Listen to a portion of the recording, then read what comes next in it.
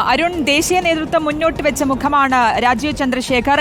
നമുക്കറിയാം ഇതിൽ ഗ്രൂപ്പിസമടക്കം ഗ്രൂപ്പിന്റെ ഭാഗമാകാത്ത ആൾ, പക്ഷേ ഗ്രൂപ്പിന്റെ ഭാഗമായിട്ടുള്ള ആളുകൾ ഇതൊക്കെ വലിയ വെല്ലുവിളി നിറഞ്ഞ ഒരു മുന്നോട്ടുള്ള യാത്രയാണ് ഉണ്ടാവുക. രാജീവ് ചന്ദ്രശേഖരനെ സംബന്ധിച്ചോളം പ്രത്യേകിച്ച് തെരഞ്ഞെടുപ്പൊക്കെ അടുത്തിരിക്കുന്ന സമയത്ത് ആ വെല്ലുവിളികളെ മുന്നോട്ട് കൊണ്ടുപോകാൻ, അല്ലെങ്കിൽ ആ വെല്ലുവിളിയെ അതിജീവിച്ച് പാർട്ടിയെ മുന്നോട്ട് കൊണ്ടുപോകാൻ കഴിയുമെന്ന ആത്മവിശ്വാസം ദേശീയ നേതൃത്വത്തിനുണ്ട് എന്നുള്ളത് തന്നെയാണോ, അതോ എങ്ങനെയായിരിക്കും രാജീവ് ചന്ദ്രശേഖർ ഒപ്പം ആ ഒരു ടീം ഇനി മുന്നോട്ട് നയിക്കുക?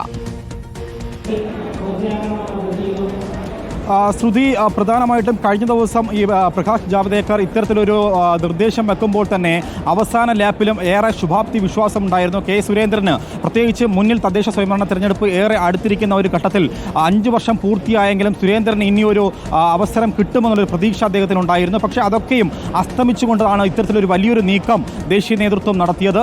തൊട്ടു പിന്നാലെ ശോഭാ സുരേന്ദ്രനും ഒരു വനിതാ പ്രാതിനിധ്യം അല്ലെങ്കിൽ അത്തരത്തിലൊരു ആനുകൂല്യം ലഭിക്കുമെന്ന് ശോഭാ സുരേന്ദ്രനും പ്രതീക്ഷയുണ്ടായിരുന്നു. മറ്റൊന്ന് MT രമേശ് ആയിരുന്നു. ഇത്തരത്തിൽ ഈ കേരള ഘടകത്തിൽ പല തലത്തിൽ ഗ്രൂപ്പിസം ഉണ്ടായിരുന്നു. ആ ഗ്രൂപ്പിസത്തേക്ക് പൂർണ്ണമായിട്ടും മാറ്റാനുള്ള ഒരു ശ്രമമാണ്, അല്ലെങ്കിൽ പൂർണ്ണമായിട്ടും പ്രവർത്തകരെ ഒത്തൊരുമിച്ച് കൊണ്ടുപോയി സംസ്ഥാനത്തിൽ മോദി ഭരണം നടപ്പിലാക്കിക്കൊണ്ട് BJPക്ക് ഒരു ഭരണ സാധ്യത കണക്കിലെടുക്കാൻ തന്നെയാണ്, അത്തരത്തിലൊരു സാധ്യത ഉണ്ടാക്കിയെടുക്കാനാണ് ഇപ്പോൾ ഒരു സംസ്ഥാനത്ത് നിന്നും, അല്ലെങ്കിൽ നീണ്ട 2 പതിറ്റാണ്ട് കാലം കർണാടകയിൽ 3 തവണ രാജ്യസഭയിൽ എത്തിയ അടക്കമുള്ള ആ സാധ്യതകളും കണക്കിലെടുത്തുകൊണ്ട് തന്നെയാണ് ഇപ്പോൾ രാജീവ് ചന്ദ്രശേഖറിന് ഇത്തരത്തിലൊരു നിയോഗം, അല്ലെങ്കിൽ അത്തരത്തിലൊരു വലിയൊരു ഉത്തരവാദിത്വം നൽകിയിരിക്കുന്നത്. പക്ഷേ ഇന്ന് വന്ന ഒട്ടുമിക്ക നേതാക്കളും, പ്രത്യേകിച്ചും കെ സുരേന്ദ്രൻ അടക്കമുള്ളവർ പങ്കുവച്ചിരിക്കുന്നത് ഈ അത്തരത്തിലൊരു ചർച്ചകൾക്കൊന്നും ആവശ്യമില്ല എന്നാണ്. ഇതിൽ മറ്റൊന്ന് PK കൃഷ്ണദാസ് പക്ഷമാണ്. കൃഷ്ണദാസും പറഞ്ഞത് ഒത്തൊരുമയോട് പോകും, പ്രത്യേകിച്ചും ഒരു പുതിയൊരു ആളാണ് വന്നിരിക്കുന്നത്, അദ്ദേഹത്തോടൊപ്പം പ്രവർത്തകർ അണിചേരുമെന്നുള്ള ഉറപ്പ് കൂടി ഇന്ന് മാധ്യമപ്രവർത്തകർക്ക് മുൻപ്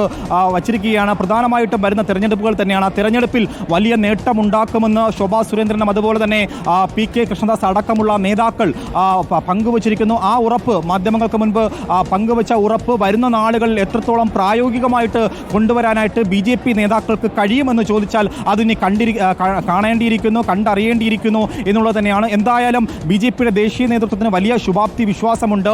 നിലവിലുള്ള തർക്കങ്ങൾ പരിഹരിക്കാനായിട്ട് രാജീവ് ചന്ദ്രശേഖരനെ പോലുള്ള പുറത്തുനിന്ന് ഒരാൾ വരുമ്പോൾ അതൊക്കെ പരിഹരിക്കാൻ കഴിയും എന്നുള്ള ഒരു കാര്യമാണ് നിലവിൽ കാണുന്നത്. പ്രത്യേകിച്ചും ശോഭാ സുരേന്ദ്രൻ അതുപോലെ തന്നെ കൃഷ്ണദാസ് അടക്കമുള്ള നേതാക്കളെയൊക്കെ പരിഗണിക്കുമെന്നുള്ള ഉറപ്പ് കൂടി ഇപ്പോൾ ഈ നിലവിൽ പ്രതിനിധി സമ്മേളനത്തിൽ നിന്ന് നമുക്ക് അറിയാൻ സാധിക്കുന്നുണ്ട്. അതുകൊണ്ട് തന്നെ അവരെയൊക്കെ ഏതൊക്കെ തലത്തിലാണ് പരിഗണിക്കുക, ഏതൊക്കെ തലത്തിൽ പരിഗണിച്ചുകൊണ്ടായിരിക്കും മുന്നോട്ട് പോവുക എന്നുള്ളത് എല്ലാ കൈകളിലും ഭദ്രമാകുന്ന എന്തായാലും രാജീവ് ചന്ദ്രശേഖറിന്റെ ഇടപെടലായിരിക്കും എന്നുള്ളതിൽ സംശയമില്ല. ശ്രുതി, ശരി, വ്യക്തമാണ്. സംസ്ഥാന BJPയെ ഇനി രാജീവ് ചന്ദ്രശേഖർ നയിക്കും. സംസ്ഥാന വരണാധികാരി പ്രഹ്ലാദ് ജോഷിയുടെ നേതൃത്വത്തിൽ നടന്ന ചടങ്ങിൽ രാജീവ് ചന്ദ്രശേഖർ ചുമതലയേറ്റു. വിശദാംശങ്ങളാണ് അരുൺ സോളമൻ നൽകിയത്.